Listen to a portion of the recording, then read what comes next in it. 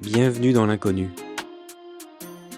Le premier podcast où l'identité de l'invité est inconnue.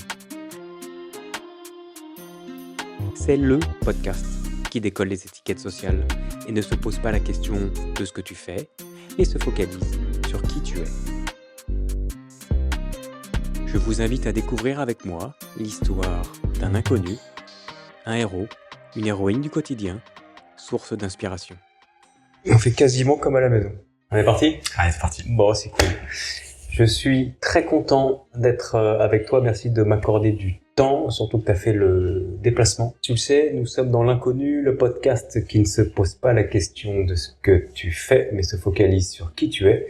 On va donc garder ton identité et ton activité secrète durant notre échange. Très bien.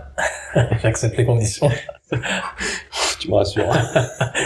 Pour commencer, j'aimerais savoir comment tu vas. Ben, ça va vraiment très bien. Moi, je suis très en phase à ce moment dans ma vie. Assez content des choix que j'ai faits et assez aussi confiant pour l'avenir. Donc, j'ai vraiment une bonne période, comme on dit. Ça, c'est bon, ça. Je suis content. Ah, bah, ça, c'est cool. Ça fait plaisir à entendre. C'est chouette. Est-ce que tu peux nous dire où nous sommes ? À Marseille. Ça déjà, je pense que ça va. On prend pas trop on n'est pas trop spécifique. On est à Marseille, on est dans le cœur de la cité phocéenne, pas très loin du Vieux-Port, il me semble. Si je connais bien Marseille, que maintenant je ne suis plus à Marseille, peut-être que ma mémoire me fait défaut. Mais voilà, il fait beau surtout, ça fait du bien, on est bien installé. Je pense qu'on est bien installé. Je pense que tu peux confirmer. Tu penses ou t'es sûr ? Quasiment sûr. Ok. Oh, chouette. Je te propose de partir au hasard de la discussion. Et pour partir au hasard de la discussion, je vais te laisser tirer un dé au hasard. C'est l'étape que j'attendais là. C'est vrai ? J'aime bien cette petite part de hasard dans tout ce qu'on fait. Alors, attends, il est déjà prêt à tirer. Ok. Quelle couleur ton dé ? Alors, il est jaune ou jaune-orange. C'est ta couleur préférée ou pas ? Non, mais j'aime bien. Ouais, t'aimes bien ? Ouais, j'aime bien. Allez, on garde. Je suis à l'aise. Tu gardes ? Oui, à l'aise ? Ok. Oui. Couleur du soleil. Alors, avant que tu lances, je te sens chaud comme la braise. Ah ouais, je suis parti. Hein. Ok. On a 6 thématiques. Ok. Est-ce que tu veux que je te les dise ? Ouais, je veux bien. L'amour, le travail, l'amitié, la famille, le handicap et réussir sa vie. Je suis à l'aise. T'es à l'aise ? Ouais, c'est parfait. Non, c'est très bien. C'est très Okay. bien. Il y a beaucoup de choses à dire dans cette thématique, donc avec plaisir. Bah dans ce cas-là, je te laisse tirer le dé et on part au hasard de la discussion. C'est parti. Faut que je canalise mon énergie, mais c'est bon. Donc c'est un 2. Et ce sera le travail. Commençons par le commencement. Quelle est ta relation au travail ? Plutôt saine. Dans l'ensemble, déjà plutôt saine. J'ai toujours, en tout cas, moi, j'ai toujours considéré le travail comme quelque chose d'important, d'indispensable, et surtout d'identitaire aussi. J'ai vraiment, moi, je me suis toujours projeté avec cette idée quand j'étais jeune que le travail allait, il fallait que je choisisse bien ce que je voulais faire. Et que très tôt je me suis dit déjà voilà, il faut que je m'oriente vers une voie qui me correspond, qui fait appel aussi à ce qui m'intéresse, et voilà, je me suis posé des questions assez tôt. Donc pour moi, place fondamentale, et monde passionnant. Globalement, le monde du travail, je trouve que c'est assez fascinant. C'est quoi une relation saine ? Je dirais que déjà c'est définir une relation saine, c'est pas mal de prérequis, pas mal de choses sur lesquelles on doit se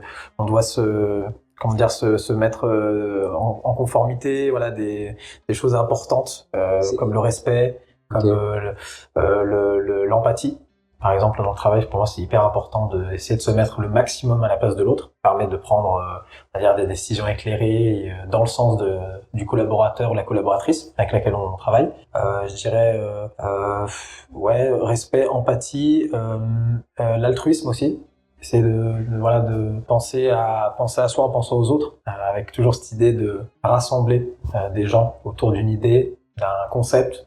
Un petit peu le propre d'une entreprise, de se retrouver sur des valeurs, des idéaux qui nous rassemblent et travailler ensemble dans voilà. Pour moi, c'est vraiment 3 mots qui caractérisent bien la relation saine. Ok. Et c'est ce que t'as aujourd'hui ? De mon côté, alors, J'ai eu ça très longtemps. J'ai eu la chance quand j'étais en entreprise.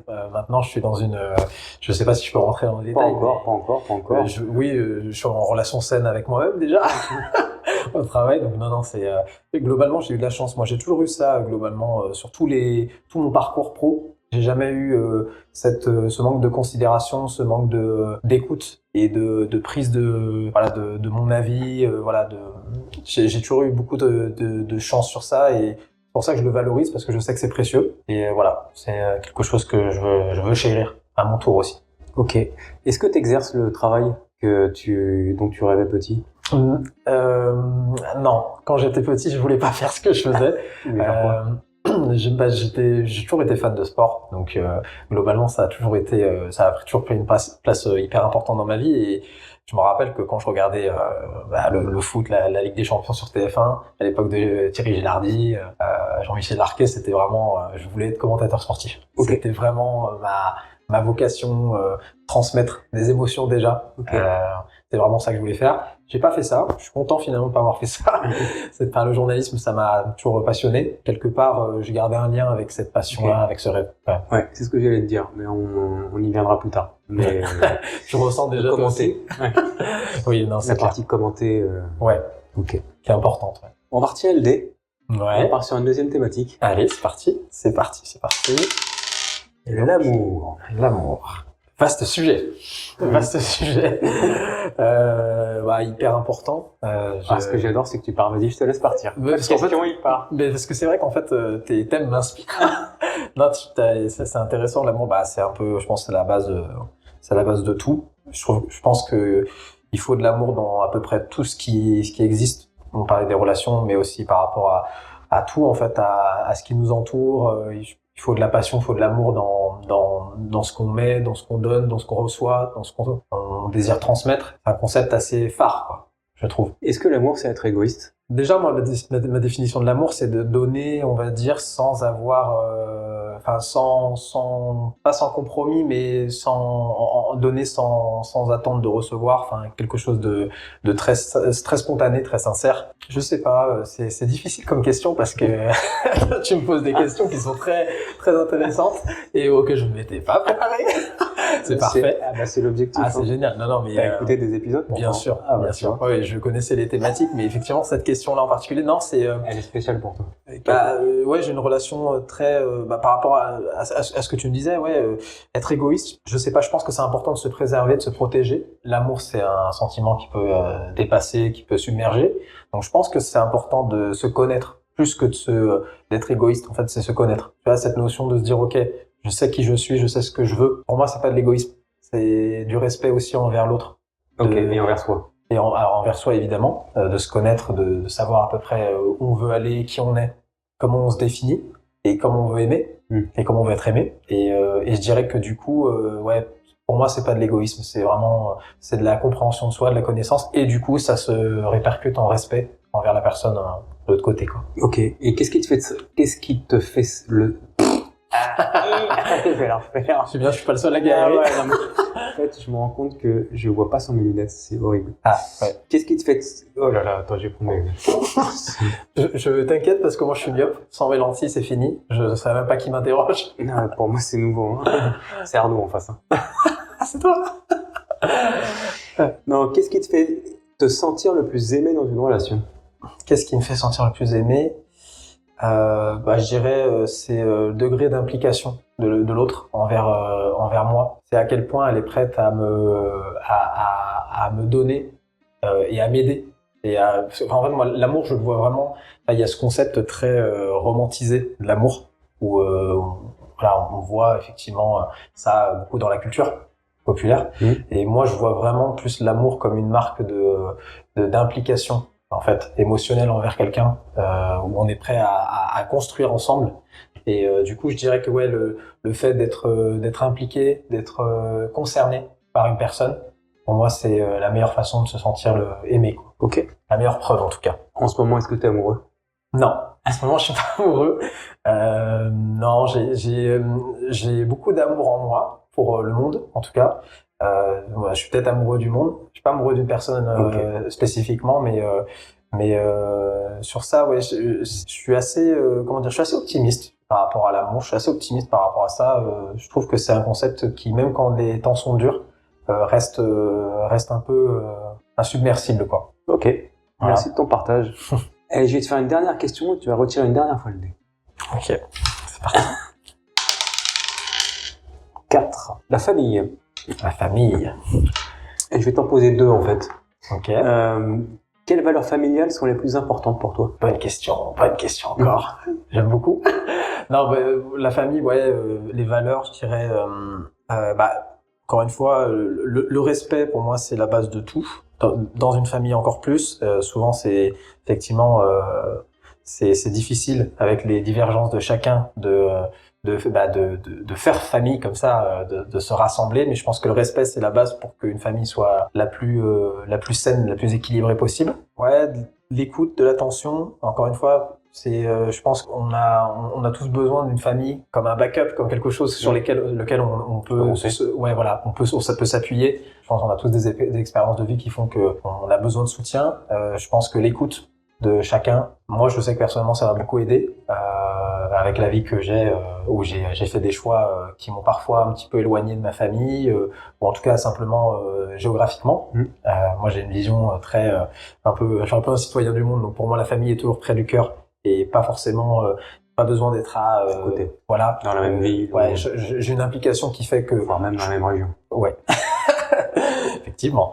Ouais, donc ouais, voilà, donc l'écoute. Et après, effectivement, ouais, il y a tellement de concepts que je pourrais évoquer, mais je dirais, encore une fois, c'est le fait de ne pas juger, en fait. C'est cette idée, alors l'empathie, mais c'est surtout ce côté de laisser chacun faire ce qu'il a à faire et de justement de s'épanouir dans le monde qu'il construit pour lui-même. Et ouais, de laisser justement ce monde se faire sans interférer. Ok.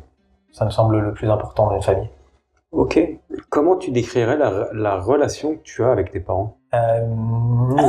C'est difficile parce que j'ai fusionnel, mais évolutive. Je dirais que sur certaines phases de ma vie, j'ai été très fusionnel avec ma mère. Avec mon père, c'était une autre histoire. Maintenant, je suis proche comme je suis de ma mère de lui. Et c'est une relation qui est, ma famille, je trouve c'est hyper intéressant en fait. Ça m'a fait grandir en fait la relation avec mes deux parents. Donc très saine, ça c'est sûr, équilibrée, aimante profondément, et deux façons d'aimer qui se complètent. Et c'est ça que j'adore. Et c'est pour ça que je dis que ma relation est intéressante, parce que moi je suis quelqu'un qui me pose beaucoup de questions sur le monde, sur la vie, sur comment justement avoir des relations les plus qui apportent le plus, et comment apporter aux gens. Ça me semble le plus important en fait dans la société dans laquelle on est. Et du coup mes parents, la relation que j'ai eue avec eux ça a déjà été un premier pas dans cette acceptation des différences en fait. Ok. Et ça pour moi ça a été précieux, et je regrette pas justement d'avoir eu un petit peu de difficulté des fois sur mon parcours avec eux, et ils m'ont beaucoup apporté, et je leur dois beaucoup quoi. Petite dédicace à eux alors. Complètement. Dédicace très aimante. Non, ils sont fabuleux les deux. Bon, je te propose de passer au texte à trous. Je commence les phrases, tu les termines. J'adore. Ma dernière boulette. Problème administratif peut-être. Dans le cadre de mon travail, effectivement, déclaration peut-être manque de connaissances, on va dire. Ouais, petite boulette administrative qui m'est arrivée fin 2024. Ok. Pas très très grave, mais Ta dernière boulette est de fin 2024. Ouais, non, j'en fais souvent. Pas beaucoup, quoi. Si, je pensais dans le cadre du travail. Non, dernière boulette, j'ai raté un bus. J'ai raté un bus avant de partir. Je pense que dernière boulette, je pourrais, même aujourd'hui, mauvaise appréciation avant de prendre mon train, quoi. Pareil, retard, j'ai dû prendre le train suivant. Bon, ça fait partie aussi des choses que j'ai encore à apprendre, mais ouais, tous les jours. Globalement, une boulette par jour. Okay. Et pourtant, t'étais là avant moi, aujourd'hui. Oui, ouais. On essaie de limiter la casse. Tant bien que mal, quoi. L'art de la simplicité, c'est faire ce que je ne sais pas faire, déjà, c'est-à-dire être concis. Je pense que la simplicité, c'est savoir ce qu'on veut dire. Et là, t'es en train de me dire qu'on part dans un épisode de 2 heures. Peut-être. Moi, tu me connais, ça me dérangerait pas, parce que moi, je suis effectivement, je suis assez, je m'étends assez sur ça, parce que j'aime beaucoup l'échange. Je pense que ouais, le secret de la simplicité, c'est de savoir ce qu'on veut raconter, c'est de savoir ce qu'on veut transmettre, et de le transmettre avec le moins de mots possible, et les meilleurs mots, en fait, pour un impact, voilà, parce que la base d'un échange, je pense, c'est de se faire comprendre, de délivrer quelque chose et que le message de l'autre côté soit bien transmis, donc bien réfléchir aux mots. Mon principal objectif dans la vie est déjà pas forcément être heureux, parce que en fait j'ai l'impression que quand on vise le fait d'être heureux, c'est la meilleure façon de ne pas être heureux, de le mettre comme un point, un objectif absolu. Je pense que c'est plus une conséquence, le bonheur, des choix qu'on fait. Donc je vise pas ça. Je dirais c'est un peu cliché, mais vraiment ne pas avoir de regrets. M'accomplir de sorte à avoir fait tout ce que ma curiosité m'avait incité à faire, avec évidemment toujours le fait d'être réfléchi, de mesurer un petit peu mes choix, mais ouais, de m'autoriser à faire tout ce que j'ai à faire et de transmettre au maximum de personnes du positif. Voilà, essayer d'aider le monde à aller dans la bonne direction. La dernière fois que j'ai cuisiné, c'était une catastrophe. J'ai cuisiné quoi? Je suis pas un grand cuisinier, moi, pas du tout. Non, pas du tout. C'est très simple. Ça devait être. J'ai dû faire. En fait, j'ai un ami qui m'aide à cuisiner, donc on peut considérer que c'était ça la dernière fois que j'ai cuisiné vraiment un vrai plat. Sinon, c'est très simple. Je fais pas de cuisine très élaborée. C'était des lasagnes. C'était très bon d'ailleurs. Voilà. Tu m'as dit que tu viens nous dire que c'était raté. On va dire que au global, c'est raté. Quand je suis avec lui, ça va. Mais moi, par contre, quand c'est moi qui fais, dernièrement, j'arrive à rater des pâtes. Voilà. Donc j'ai encore beaucoup à apprendre sur ça, mais non, le dernier vrai plat, c'était avec lui, parce qu'il m'a aidé. Donc c'était réussi, mais sinon, les plats du quotidien, j'ai envie de te dire, qui sont pas fameux, quoi. Voilà. Mon livre de chevet. En ce moment, je suis sur Marc Aurèle. Penser pour moi-même. J'ai celui-là. Alors pourquoi? Parce que je me pose pas mal de questions justement sur comment essayer de prendre du recul sur les situations que je vis, de par ce que je vis en ce moment, mon expérience au travail. Essayer de prendre un petit peu de temps d'analyser les choses. Donc c'est un premier livre que je picore un petit peu. C'est un livre où il y a beaucoup de phrases qu'on peut prendre indépendamment, qu'on peut ouvrir en milieu de livre et qui viennent résonner avec nous. Et le deuxième, c'est Créativité, un art de vivre alors j'ai un doute sur le nom de la personne qui a fait ça. Mais en gros, c'est un sorte de, pas directeur artistique, mais c'est quelqu'un qui accompagne en fait les artistes, notamment dans le monde de la musique. Je sais qui c'est, je vois très bien qui c'est, mais effectivement. Pierre, tu me l'enverras et je le mettrai pour les auditeurs. Voilà. Et très intéressant parce qu'en fait, c'est un livre sur donc comment être plus créatif et comment transmettre en fait un état d'esprit pour observer le monde et essayer justement de capter des choses des détails du quotidien sur lesquels on fait pas attention en fait. Voilà. C'est un peu mes deux lectures. Voilà. Et très bien. Alors, on va passer à la question d'un inconnu. Je vais te poser la question du dernier inconnu avec qui j'ai passé du temps. Et cette question est: comment peux-tu faire en sorte de rendre un amour de couple éternel? Bon, c'est ballot. Tu nous as dit que tu n'étais pas en couple. Oui, mais pour moi, là, pas besoin de l'être pour y penser et surtout super. Faire son travail de comment bien construire l'amour, le concept. Comment faire? Je dirais encore une fois, d'accorder du temps au ressenti de l'autre personne. Ça veut dire, ce que je disais tout à l'heure, pour le coup, là, je réinvente pas la roue. Je pense que beaucoup de problèmes de couple, ou en tout cas beaucoup de problèmes du quotidien qui se passent dans des couples, sont dus au fait qu'on ne prend pas assez le temps de se poser sur les problèmes de chacun et de laisser finalement les problèmes s'exprimer sans juger. Et je pense que déjà, rien que de se poser et de laisser sa semaine de travail de côté, d'écouter sans émettre justement de jugement, mais aussi de donner forcément conseil. Il y a ce côté, on a beaucoup dans la société d'injonctions, dans le monde du travail et dans plein d'autres sphères, sur les réseaux sociaux notamment. Et je pense que déjà de montrer qu'on est là pour l'autre personne, mais de montrer qu'on est là pas simplement dans des activités qu'on partage, mais plutôt dans des moments entre les activités, ça peut aider à souder définitivement un couple sur la durée. Bon, merci de ton retour, de ton échange. Voilà, j'ai peut-être pas la science infuse, mais en tout cas, ça me semble être vraiment, c'est important, quoi. On passe au non-sujet. Quel est pour toi le ou un non-sujet, le sujet qui t'énerve quand il arrive dans la discussion? Est-ce que je serais très original en disant que c'est la politique? Je ne pense pas. Non, ouais, la politique, c'est pas que ça m'énerve, mais c'est que je trouve ça dommage. En tout cas, comme c'est le seul sujet où je trouve ça un petit peu dommage, parce que c'est difficile effectivement de faire société sur ce genre de sujet. Est-ce que c'est la politique en elle-même ou c'est le fait de pas faire consensus sur le sujet? Je pense que le consensus c'est pas bon. Parce qu'il faut une divergence d'opinion. Je pense que le problème, c'est que c'est un des seuls sujets où on ne peut pas parler. En fait, de ça, il y a une sorte de tabou sur la politique, je trouve. Et quand on en parle mal. On en parle pour essayer d'exprimer son point de vue et on aimerait que l'autre soit d'accord.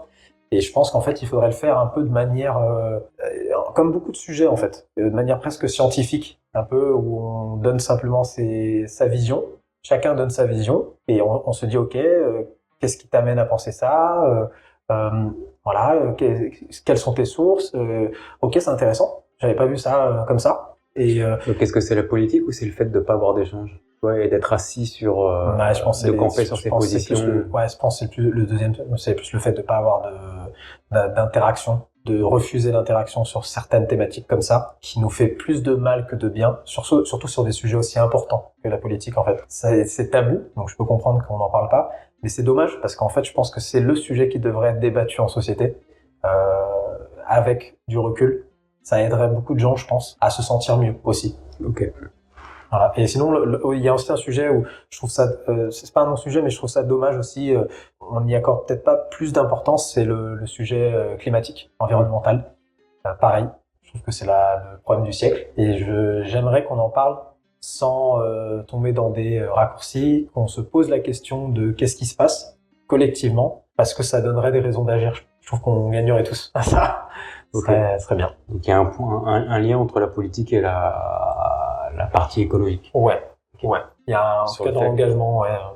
La non-écoute. Ouais, la non-écoute et le fait de pas en discuter en fait, de pas prendre parti, prendre la décision en fait de présenter ses idées quoi.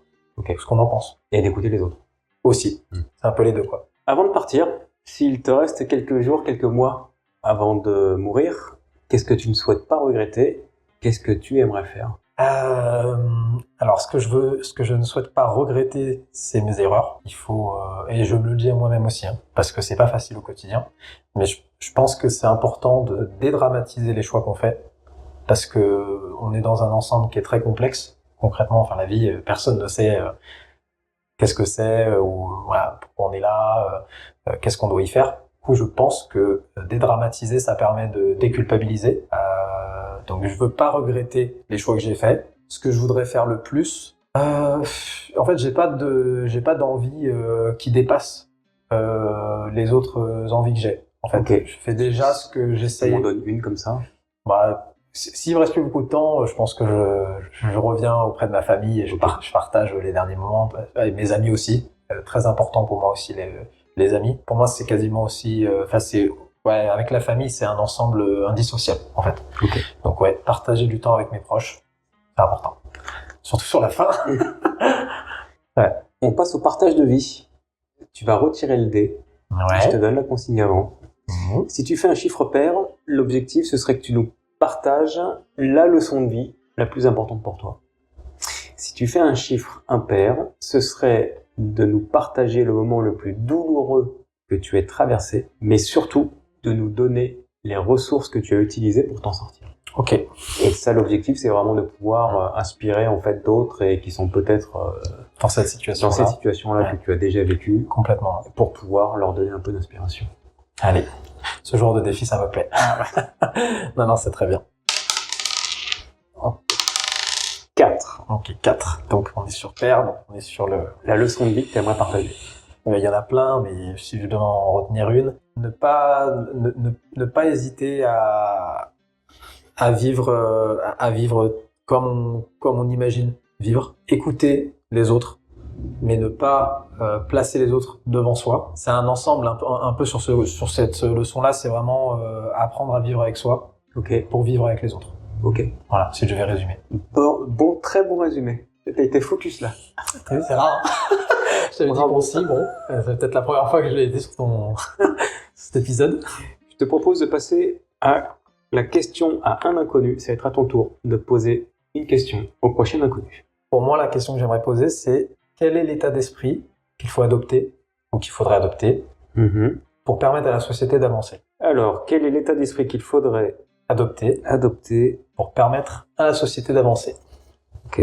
Parce que je suis vachement, notamment en ce moment, préoccupé par l'héritage qu'on va laisser en fait.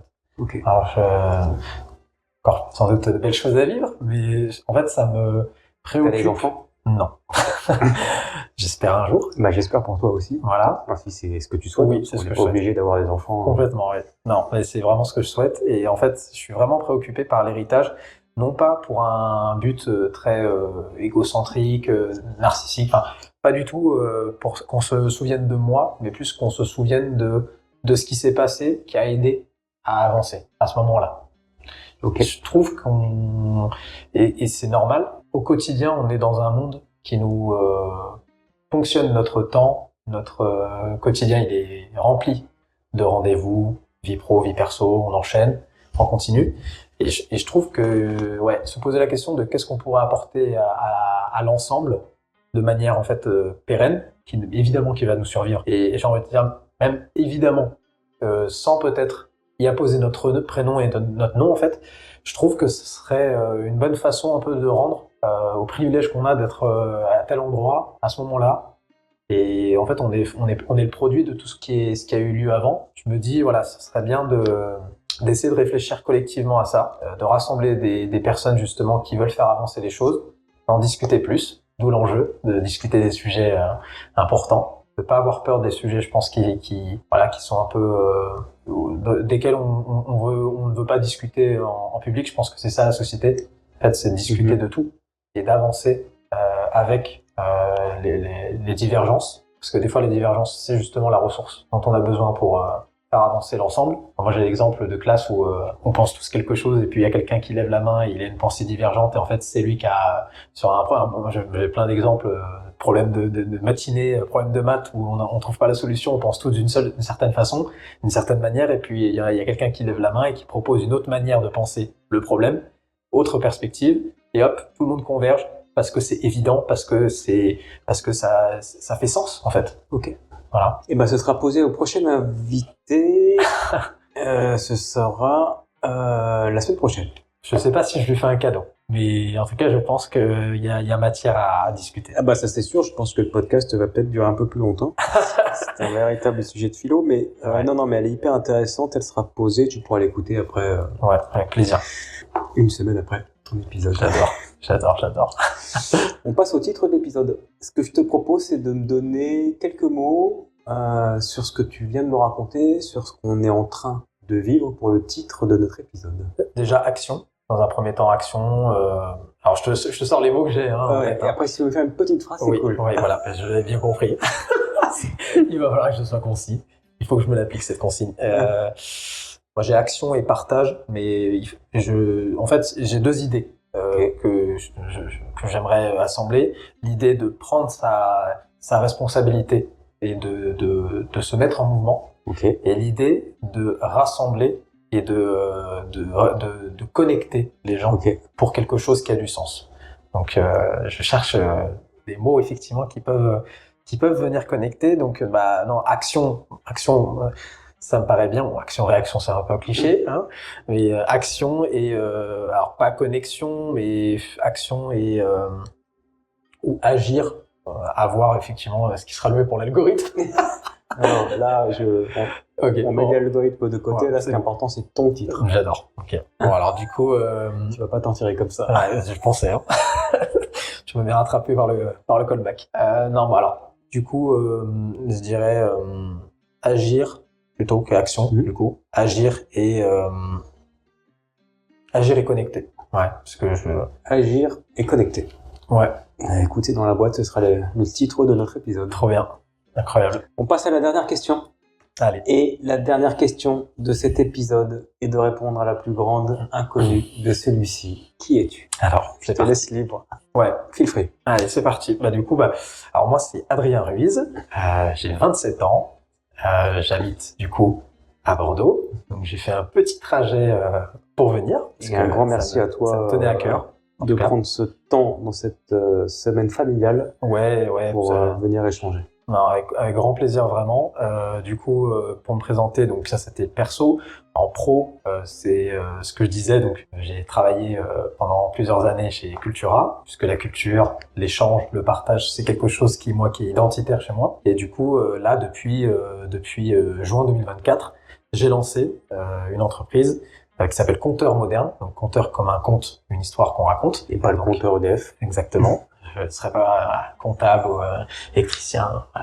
Je laisse ça à d'autres qui sont bien plus talentueux que moi. Donc, Conteur Moderne, avec cette intention en fait de venir créer du contenu audiovisuel, donc vidéo, photo, principalement pour des formats réseaux sociaux, avec l'idée en fait de créer du contenu d'une manière différente, créer plus de liens dans les contenus, mettre plus d'emphase émotionnelle, de connexion justement, avec un axe clé qui est l'art de raconter des histoires, donc le storytelling, essayer de présenter des contenus sous la forme d'une histoire auquel les gens peuvent s'identifier et trouver le message, on va dire, empaqueté dedans, joliment, avec un bel emballage. Et ça me tient à cœur parce que je suis moi-même très consommateur de contenu sur les réseaux sociaux, comme toute ma génération.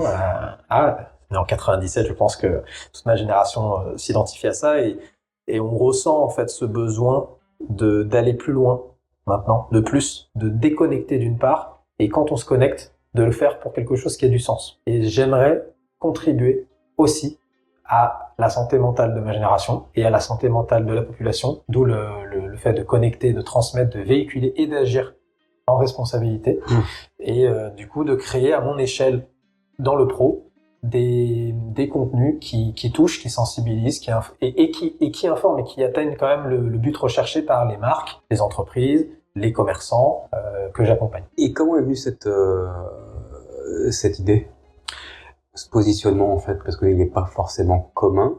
Ouais, il est venu, je te confirme qu'il n'est pas commun.